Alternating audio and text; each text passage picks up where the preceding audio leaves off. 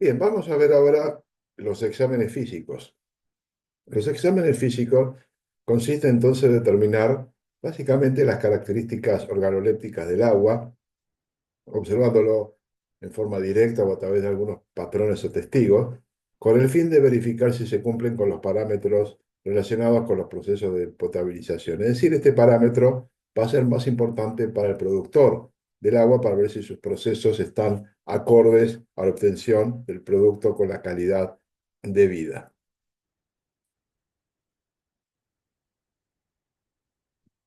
Uno de esos parámetros es la turbiedad, que se debe a la presencia de material mineral o orgánico en suspensión, como arcillas, barro, sustancias orgánicas, finamente divididas, organismos microscópicos, entre otros.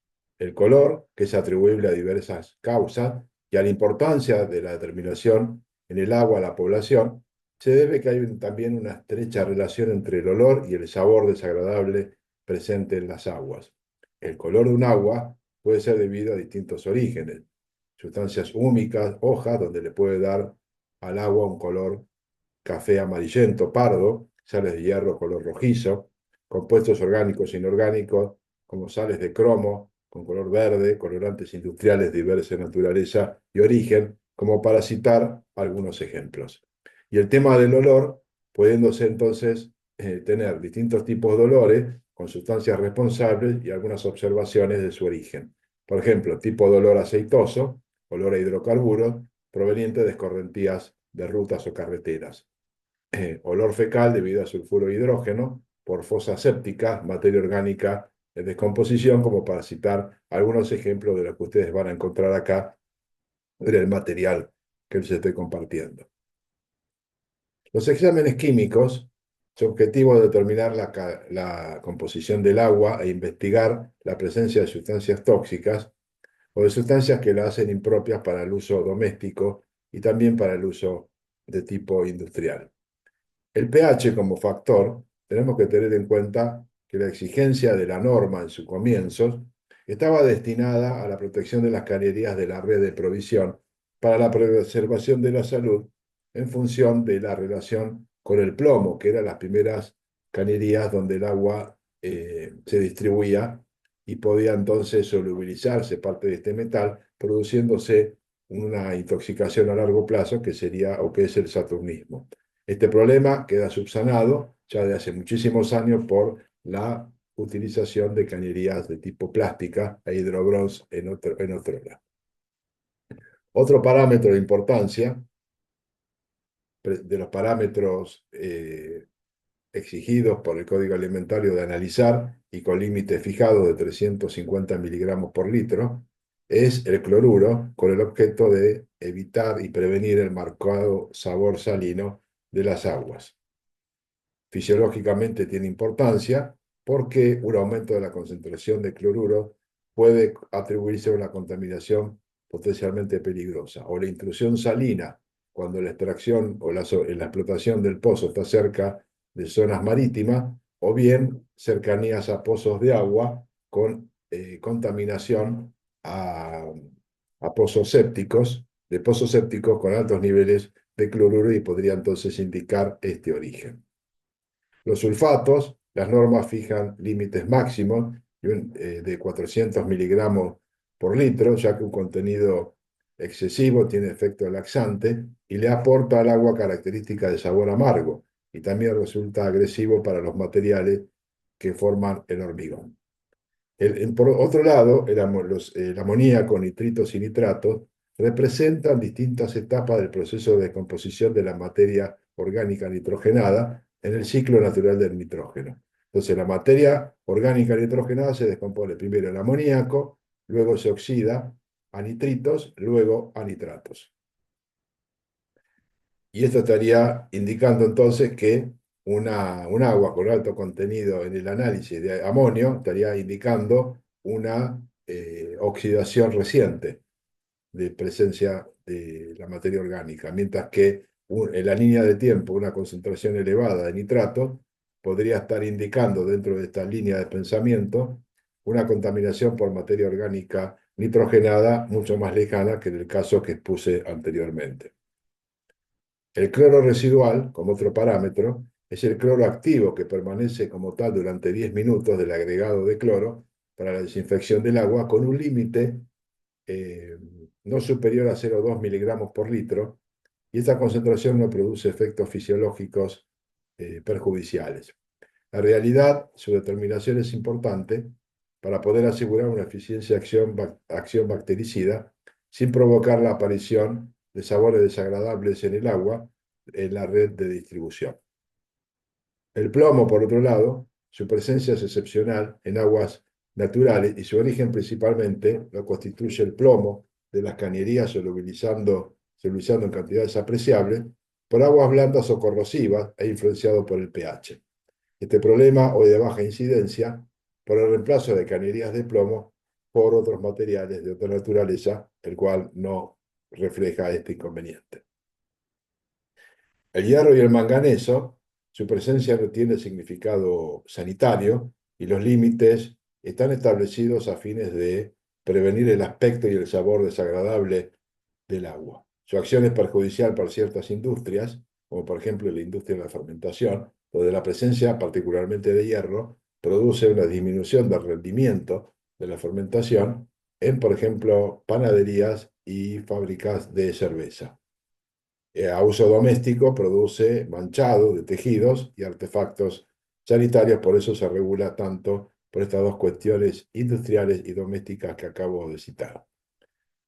Como pregunta de vuelta, en la línea de consultas que van desde el docente al alumno, le preguntamos qué es el acre, con H.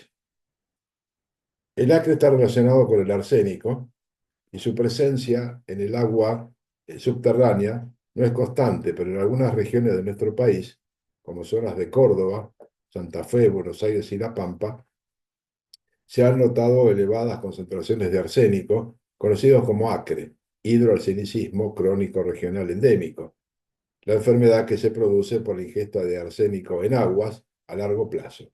En este mapa de la República Argentina podemos observar en verde niveles tolerables, en amarillos niveles altos y muy elevados en los marcados en color naranja. Entonces, no es un tema de contaminación de agua, sino un tema de presencia natural por problemas geológicos de arsénico en aguas subterráneas. El otro compuesto que podemos considerar es el flúor, también es característico de ciertas zonas de nuestro país, que hay aguas con elevadas concentraciones de flúor, norte de La Pampa, sur de Córdoba y de la provincia de Buenos Aires. Esto hace que la presencia y el consumo, sobre todo, hace entonces que tenga distintos efectos según su concentración. Hasta 1 miligramo por litro puede evitar caries, entre 2 a 3 miligramos produce veteado de los dientes y concentraciones mayores a 3 miligramos por litro pueden producir graves afecciones óseas como osteoporosis y producir la pérdida de la dentición.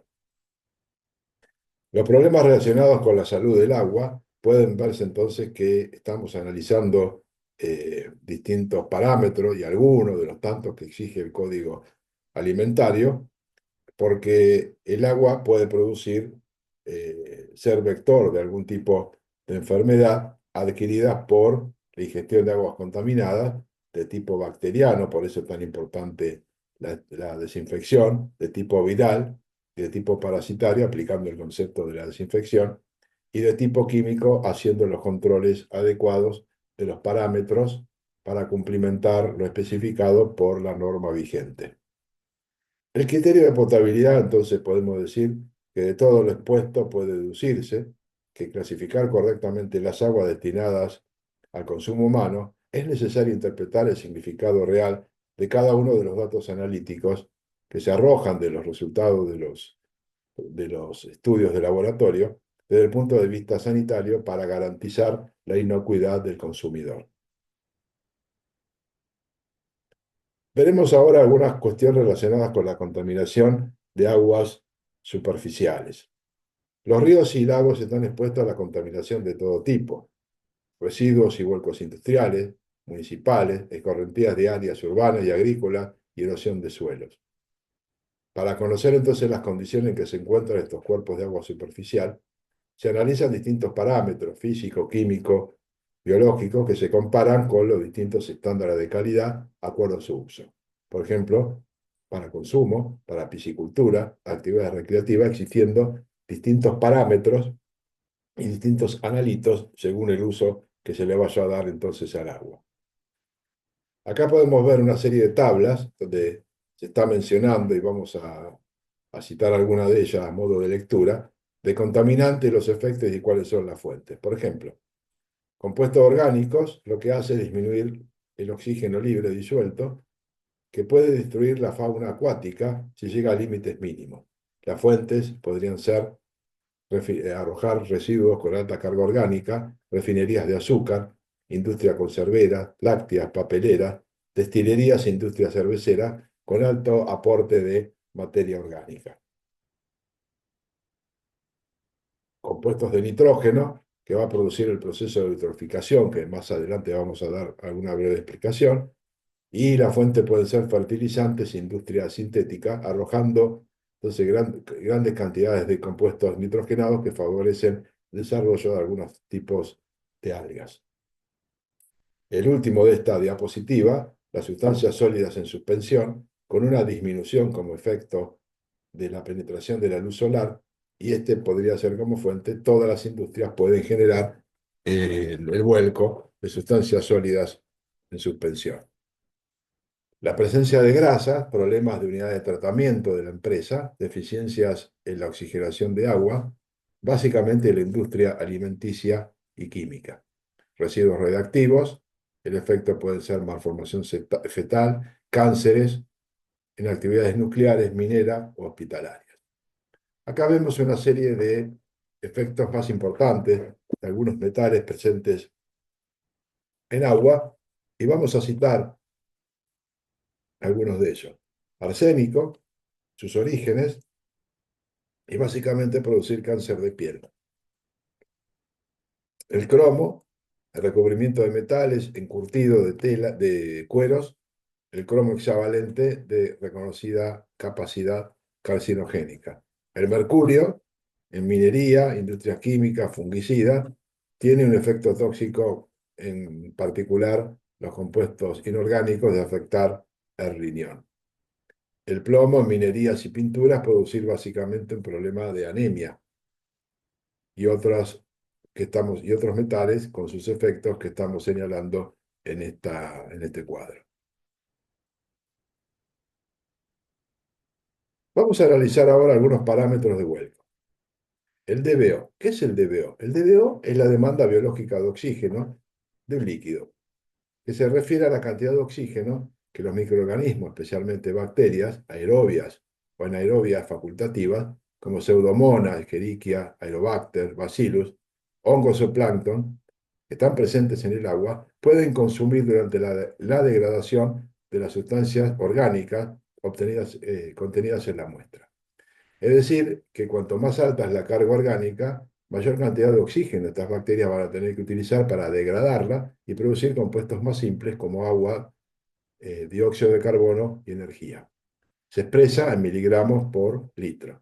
Es un parámetro indispensable que se utiliza cuando queremos determinar el estado o la calidad de un agua de río, de lago, de laguna o fuentes. Para tomar la muestra se utiliza el frasco de Winkler, imagen inferior a la izquierda, y después vemos los equipos que utilizan la medición de la presión parcial de oxígeno, donde también se puede medir la presión del dióxido de carbono, pero que existe un sistema de filtros mediados por algunos hidróxidos que se agregan al sistema para que absorban y no interfieran en la medición que se hace, que es exclusivamente dedicada a la disminución de la presión parcial del oxígeno que se consume como consecuencia de esa degradación de la materia orgánica llevada por parte de las bacterias.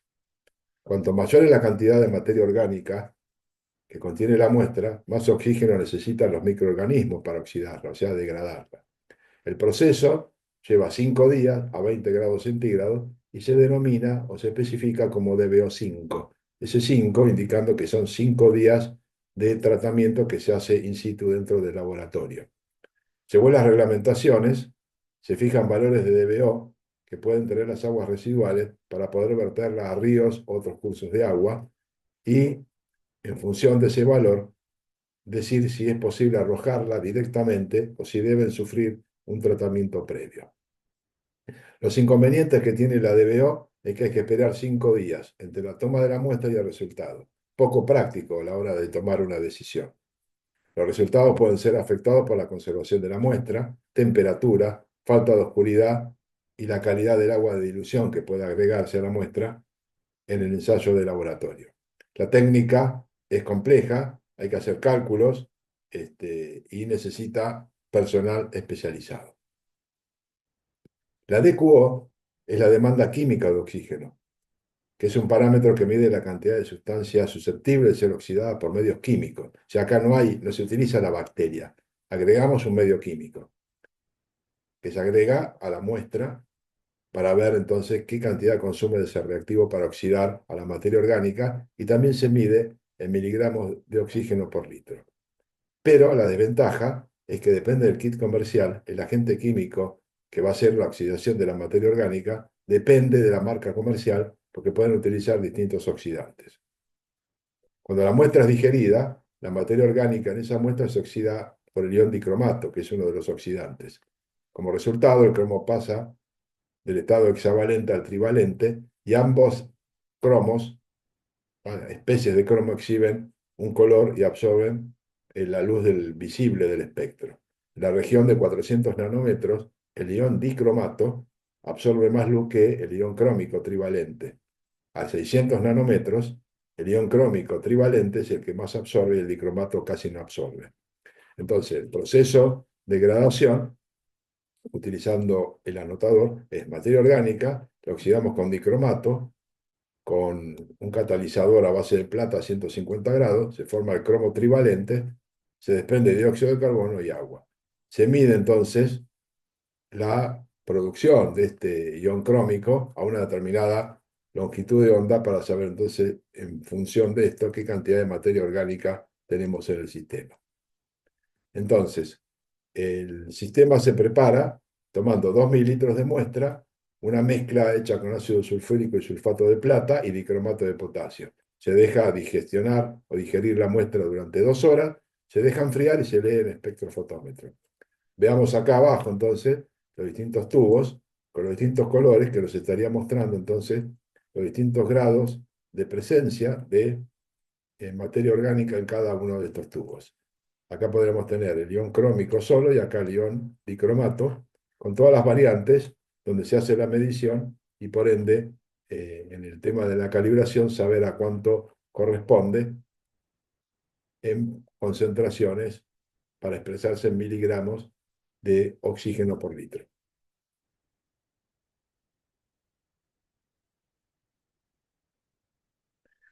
El DQO se prefiere a menudo que el DBO porque nos da en pocas horas resultado. El DBO requiere 5 días, la DQO requiere unas pocas horas para completarse. Cuando yo comparo el DQO y el DBO, puede existir una correlación. En general, el DBO siempre es inferior al DQO, ya que la descomposición bioquímica de organismos no es tan completa como un método químico.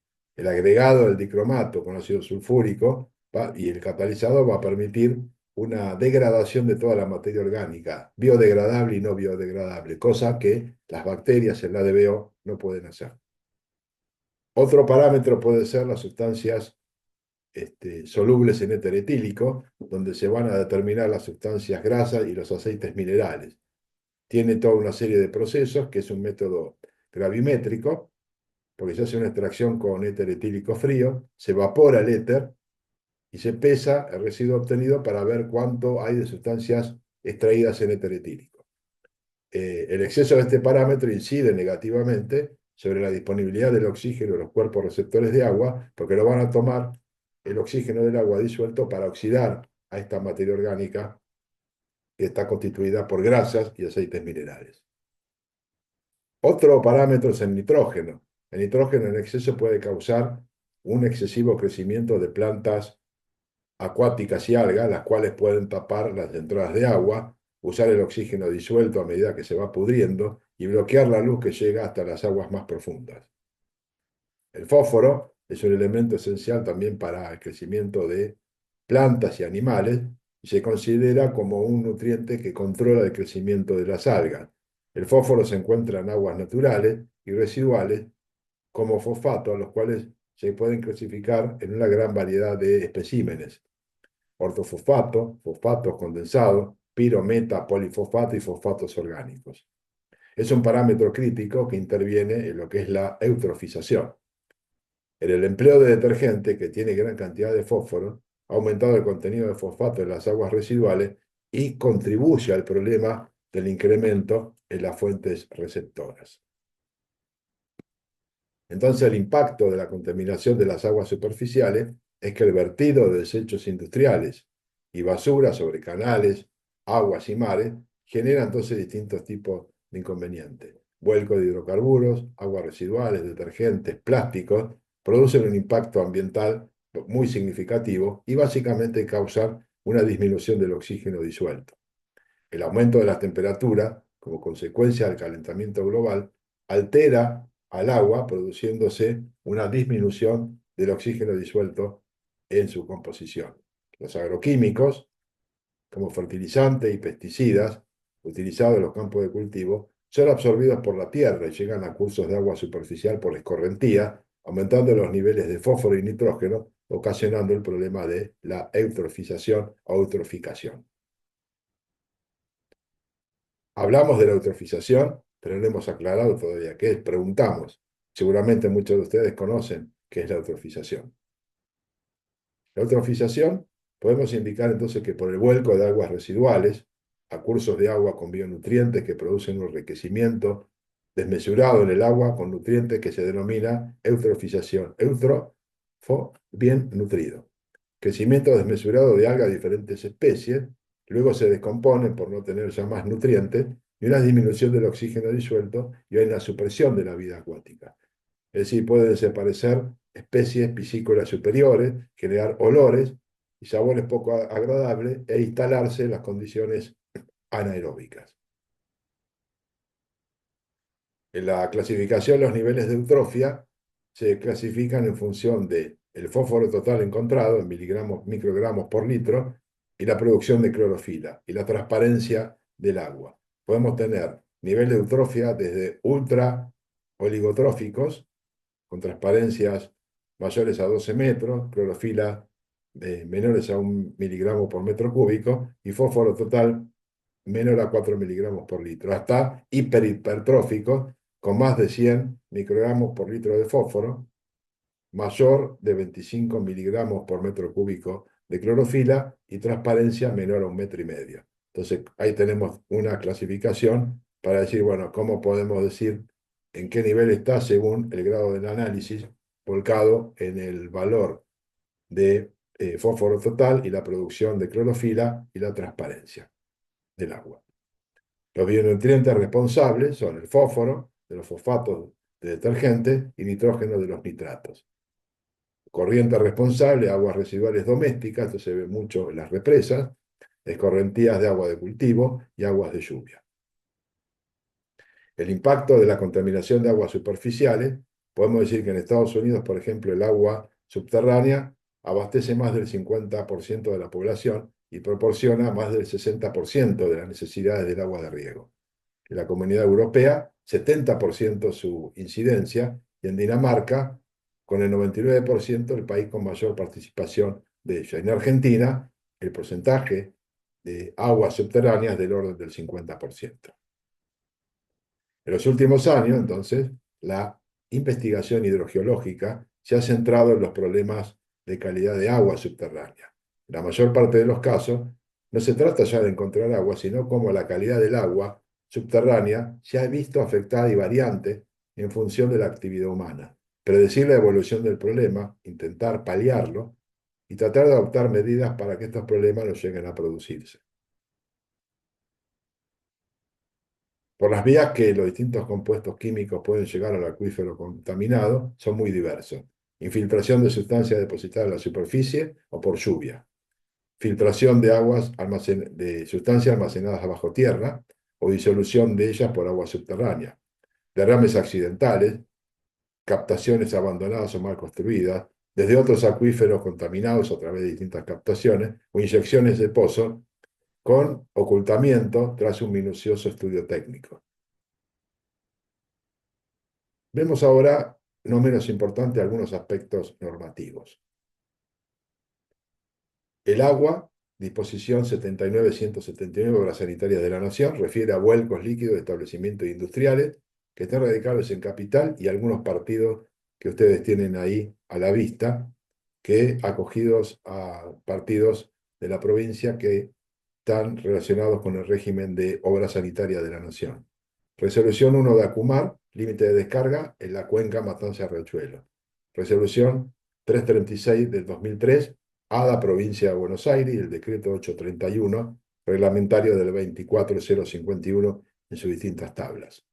Les muestro algunas de las tablas. Disposición 79.179 del 90, vigente todavía, agua sanitaria, obras sanitarias de la Nación. La pueden mirar con detenimiento en la presentación que les comparto en PowerPoint. Resolución Acumar, 1. La 2 está relacionada con calidad de aire. Resolución 336, que quizás es una de las más que se utilizan, de 2003. El anexo 2, el vuelco a colectora cloacal, a pozos absorbentes, mar abierto, conductos pluviales o cuerpos receptores de agua superficial, indicando también la técnica analítica. Acá se ve con mayor detalle, para distintos parámetros en ese anexo 2. Sigue acá la resolución 336, sigue el decreto 831 con distintas tablas para protección de vida acuática de agua dulce superficial, para agua salada superficial, para aguas salobres, para agua para irrigación, para agua de bebida de ganado, para recreación y para pesca industrial. Distintas tablas, distintos usos, distintas connotaciones de protección. Los niveles de guías de calidad de agua son expresiones cuantitativas basadas en información científica y que tienen como objetivo básico salvaguardar los componentes bióticos involucrados en los diferentes usos o destinos que tiene el agua. Por lo tanto, los niveles guías de calidad de agua son recomendaciones. En cambio, los valores indicados en el Código Alimentario Argentino, el artículo 982, que habla en el capítulo 12 de agua potable, que los diferentes parámetros para la calidad de agua potable se definen como un estándar de calidad, cuyos objetivos están establecidos reglamentariamente, es decir, son de uso obligatorio. Por eso discrimino y aclaro que los niveles de calidad de agua son recomendaciones y los estándares de calidad son de uso y de cumplimiento obligatorio. Ahí tenemos el capítulo 12 de aguas de bebidas hídricas, agua y agua gasificada, con los distintos parámetros analíticos que exige el Código Alimentario Argentino, que se están dando cuenta que son ampliamente numerosos. Y tiene entonces los parámetros físico-químicos y las características microbiológicas que debe cumplir el agua. Fíjense, como les decía anteriormente, que las pseudomonas, en el caso del agua, deben estar ausentes y las pseudomonas también ausentes para que el agua sea tipificada como agua potable. Hay una serie de parámetros relacionados con contaminantes químicos, donde el THM son trialometanos, y luego está una cita de distintos plaguicidas organofosforados. Termina ahí entonces la tabla. ¿Qué normativa entonces hay para valorar un agua subterránea? Se utiliza la lista holandesa, que tiene tres líneas de concentraciones, que una es el A, que son valores normales que puede presentar un agua, de ahí para abajo se considera no contaminada. De ahí para arriba el B, estaría el agua ya contaminada, y C, cuando exige valores de intervención, es decir, qué hacer para revertir la situación. Bien, con esto entonces damos por terminado lo que es este módulo de contaminación del agua. Muchas gracias.